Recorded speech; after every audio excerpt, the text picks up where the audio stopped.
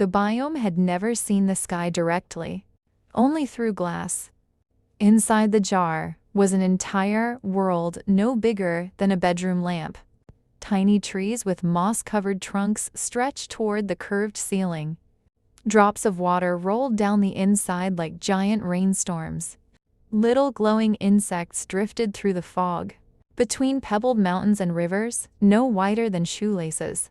And in the center of it all lived a creature named Leo. Leo had never touched the outside. Every morning a giant shadow crossed above the jar.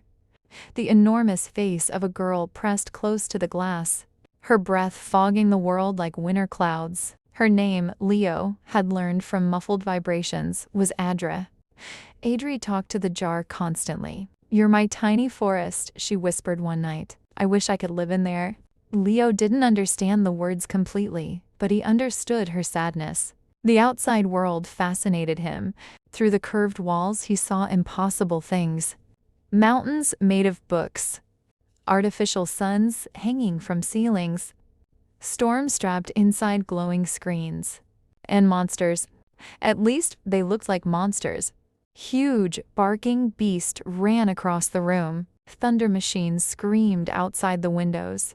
Sometimes Adri cried while staring into a tiny, glowing rectangle in her hands. Outside looked terrifying, but also beautiful. At night, when the room went dark, the jar became a mirror.